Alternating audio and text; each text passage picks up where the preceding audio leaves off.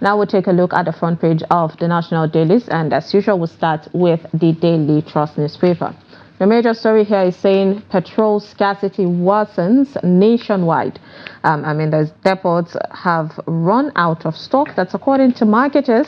But then the NNPCL are still insisting, saying that we are not in short supply. You find that major story on page 4 of the Daily Trust newspaper. Now below that, there is an infography of the prices and latest of premium motor spirits in some states. We have the keys saying, of course, NNPC stations, private stations, and the black markets. There's Abuja. The prices is so different. NNPC is selling at 617 naira. And the private stations are selling at 690 naira. But then, yes, I've seen a private station that sells at 800 naira in the city of Abuja. And there is a black market that is selling at 1,200 that's the maximum of it, of course. We have Lagos, Ogun, Ondo, Plateau, Cross River, Ekiti, Kwara, and Kano State. These are,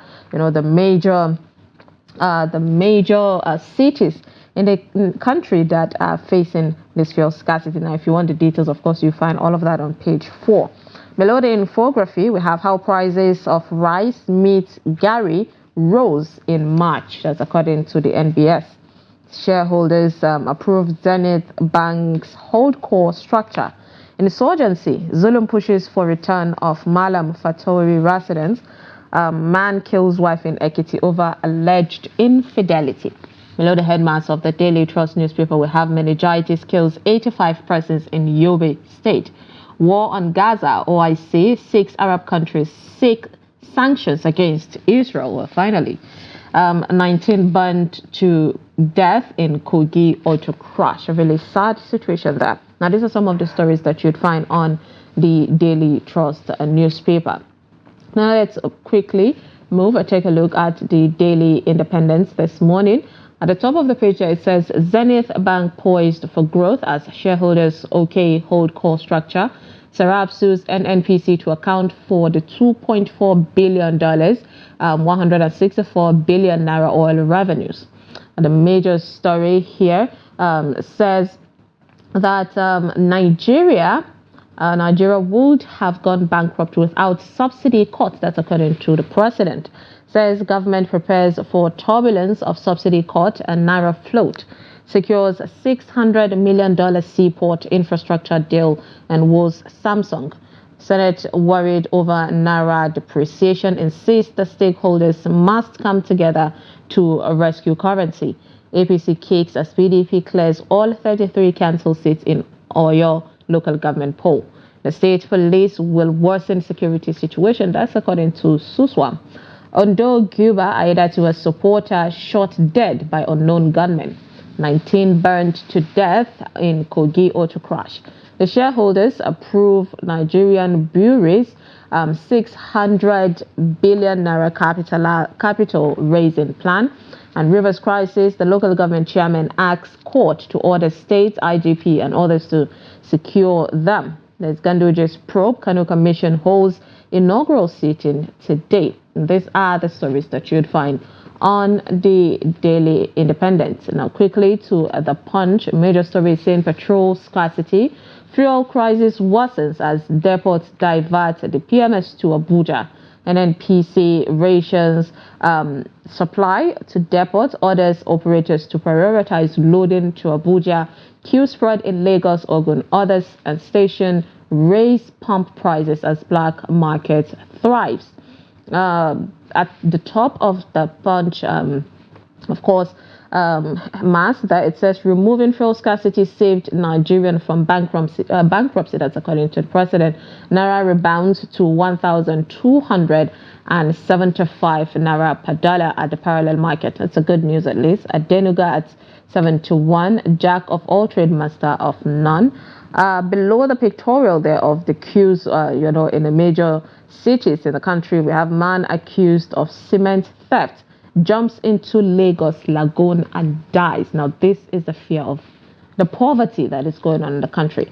Police launch probes as gunmen kill Aiyedatiwa's campaign coordinator.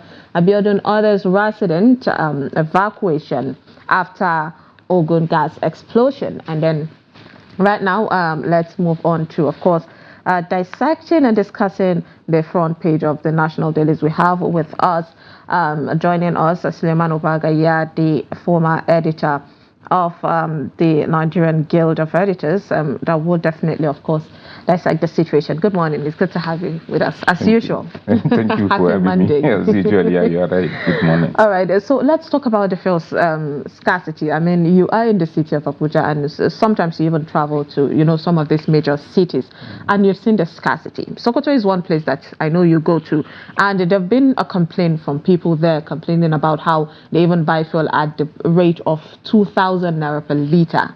What is your take on this situation and how the NNPCL are handling it with, they are always coming out to say we are on top gear when it comes to this? Well, that is an issue that has serious implication to the security of the country and the socio-economic well-being as well. When you spend a lot of hours at fuel stations trying to get fuel for your car to drive to your office, you are spending productive hours, which will impact negatively on the economy. Countries that have developed know the essence of time, and they value it, and they make the best use of it. Here in Nigeria, we are made courtesy of a product that we have in abundance in all reality. We are a petroleum exporting country, an oil producing country. I mean, there is no reason why we should be having this kind of situation. And of course, as you rightly asked, particularly about Abuja, is very embarrassing. This is the nation's capital. The traffic situation has worsened in many places. Even coming here, I came seriously late because I had to drive from airport to this place, and it took me about 40-50 minutes because of traffic. And ordinarily, it's not that there are more vehicles on the road, but that there are more vehicles that have blocked the road queuing up for fuel.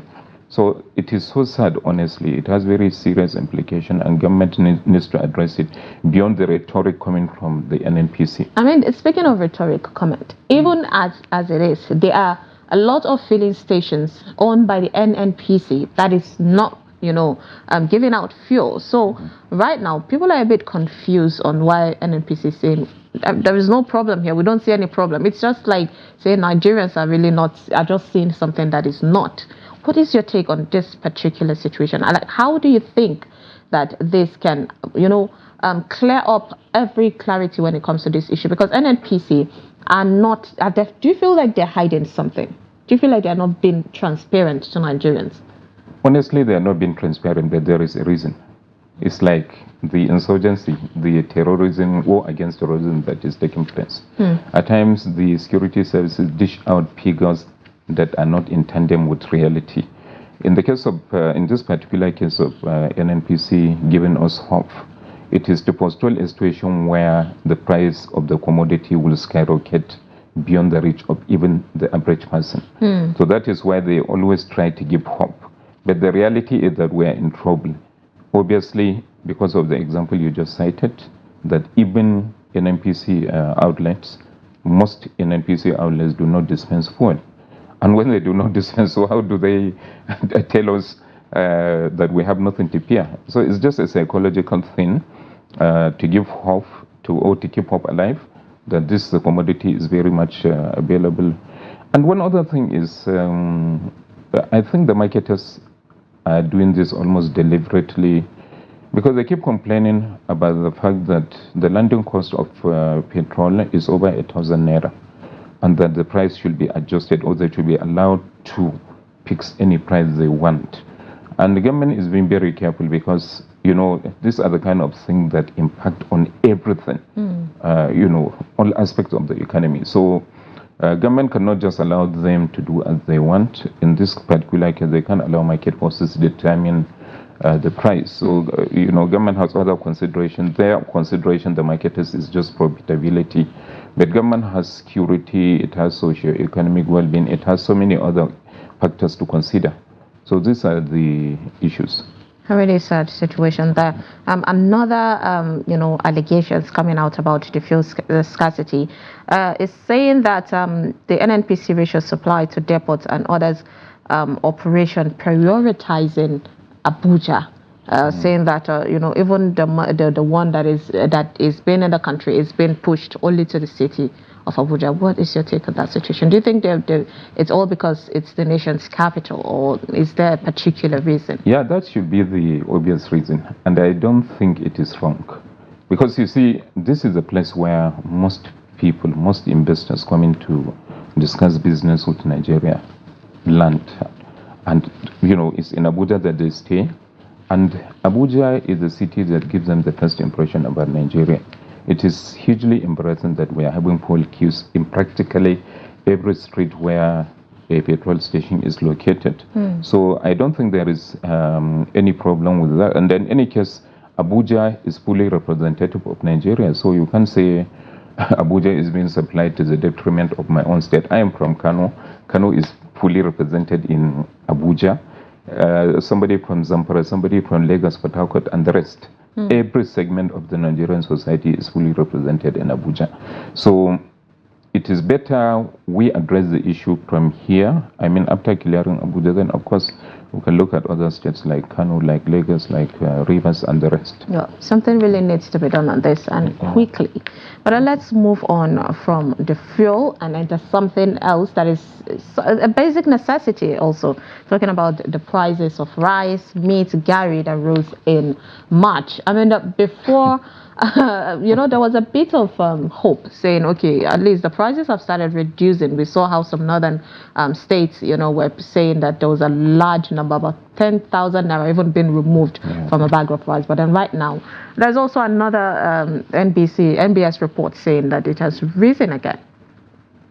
Well, you see, honestly, the Nigerian Consumer Protection Council needs to do a lot in terms of making it impossible for traders to do as they want, because they are just most of them are just pleasing Nigerians, and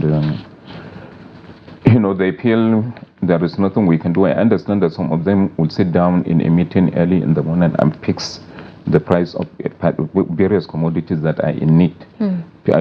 Things like gari, rice, and the other staple commodities are usually priced beyond the reach of the average Nigerian, and that is making things terribly worse for not just the government, but for all segments of the society. I want to appreciate the Nigerian Bureau for Statistics for giving out